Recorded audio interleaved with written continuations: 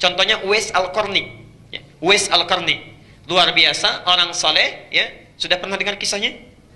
Di ujung saja kalau belum pernah dengarnya. Uwais Al-Qarni nggak melihat Nabi, hidup semasa dengan Nabi, beriman pada Nabi, tapi tidak pernah berjumpa dengan Nabi, maka tidak disebut sebagai sahabat. Sebaliknya, Musailamah Al-Kadzdzab, hidup semasa dengan Nabi, beriman pada Nabi, melihat Nabi, tapi setelah Nabi wafat langsung mengatakan, saya Nabi baru mendapatkan risalah. Saya ingin berikan pesan yang sangat kuat. Hati-hati dengan tutur kata kita, karena langsung turun ayat Al-An'am 93. Ya. Wa man azlamu mimman iftara 'ala Allahi kadziba. Siapa orang yang paling zalim dibandingkan orang yang sering berdusta kepada Allah? Di antara dustanya satu, mengaku-ngaku nabi. Mengaku-ngaku nabi. Yang kedua, maaf, tidak mengaku nabi tapi mengatakan wahyu turun pada saya, padahal nggak pernah turun. Memang tidak mengatakan saya nabi, tapi mengatakan baru diturunkan wahyu pada saya, tapi wahyu nggak pernah turun.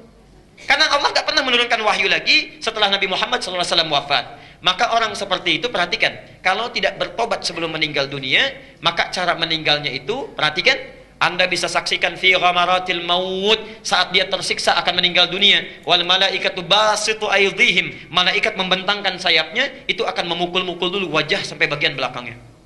Jadi sebelum dicabut nyawanya dipukul-pukul dulu. Yadribuna wujuhahum wa adbarahum, di ayat yang lain akan dipukul-pukul bagian depan sampai bagian belakangnya sampai sulit, merasakan kesakitan luar biasa, baru kemudian nyawanya dicabut. Hati-hati, hati-hati ya. Para sahabat menerima Al-Quran dan Sunnah itu jarang sedikit yang menulis. Jarang yang menulis, tidak ada yang mengkodifikasikan kecuali 1-2 orang saja. Paling menulis di batu, di pelepah kurma dan sebagainya. Kebanyakan menghafal. Masya Allah. Orang Arab itu keistimewaannya itu kuat sekali ingatannya. Sekarang agak berkurang, sulit menemukannya. Tapi zaman Nabi, saya waktu kuliah di Tripoli, ada seorang staf namanya Ustadz Mabruk. Masya Allah. Beliau sudah menginput data ribuan mahasiswa. Saya jalan dengan kawan namanya Mas Bahrus ya. Ketika kami jalan bertemu beliau, ditanya, ya Syekh man hadha? Saya bilang, hadha Mahrus, ini Mahrus. Mahrus bin Fulan, bin Fulan, bin Fulan, bin Fulan, disebutkan sampai 5 kakeknya ke atas. Dari sekian ribu mahasiswa yang gak pernah lihat wajahnya. Itu keutamaan orang Arab ya. Karena itu mereka hafal Quran walaupun tidak menulis. Hafal Qurannya, Masya Allah. Dan hafal di dalam kepalanya. Karena hafalan terbagi 2 ya. Ada hafal di luar kepala, ada hafal di dalam kepala. Ini hafal dalam jiwanya. Saking hafalnya, Masya Allah, salatnya luar biasa. Utsman bin Affan, Pak, Utsman bin Affan, beliau orang sibuk, pebisnis, selalu merantau keluar masuk Madinah, tapi dalam sibuknya jangan tanya wajibnya, sunnahnya nggak ketinggalan. Tahajudnya khatam Quran, tahajudnya khatam Quran. Umar bin Khattab gak mau kalah, sehari semalam 4 kali khatam Quran, 2 kali siang, 2 kali malam. Kita ada di mana?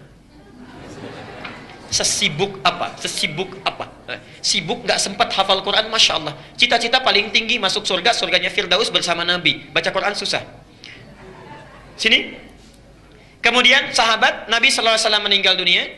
Sahabat mulai mengajarkan ajaran Nabi kepada para tabi'in, ya, para tabi'in, generasi setelah sahabat. Nah, zaman tabi'in ini, kemudian juga ke tabi'ut tabi'in, metode hafalan, ya, itu sudah mulai bertambah dengan catatan, mulai dicatat. Ya. Karena maaf, sahabat saat Nabi meninggal mulai menyebar. Ya, Ali bin Abi Thalib ke Kufah, Mu'adz bin Jabal kemudian ke Yaman, ya. Ada yang kemudian sampai Sa'ad bin Abi Waqqas ke Nusantara, abad ke-7, ya, ke wilayah Barus, 414 km dari kota Medan, ya. Sampai ke Nusantara, Masya Allah. Sampai ke Nusantara. Karena sahabat ini menyebar, ya. Muawiyah bin Abi Sufyan sampai melakukan perjalanan sampai ke wilayah Afrika, ya. Afrika Utara. Dengan tukang cukurnya Nabi. Tukang cukurnya Nabi itu wafatnya di Libya. Di Libya ya. Ada kuburannya di situ. Kemudian Muawiyah Amr bin As ya melakukan perjalanan, Muawiyah bin Abi Sufyan juga, kemudian ada masjidnya di Syria ya. Artinya keluar wilayah Hijaz, menyebar. Ada yang ke Afrika. Ada yang kemudian Afrika Utara umumnya masuk lewat Libya, sebelumnya Mesir, kemudian Tunisia, ada Maroko, ada Aljazair, nyebrang ke Andalusia, Spanyol sekarang. Perhatikan sini, saya teruskan. Kemudian ada sebagian lagi ke wilayah Persia. Persia bukan Arab, Irak, Iran itu bukan Arab, bukan Arab ya.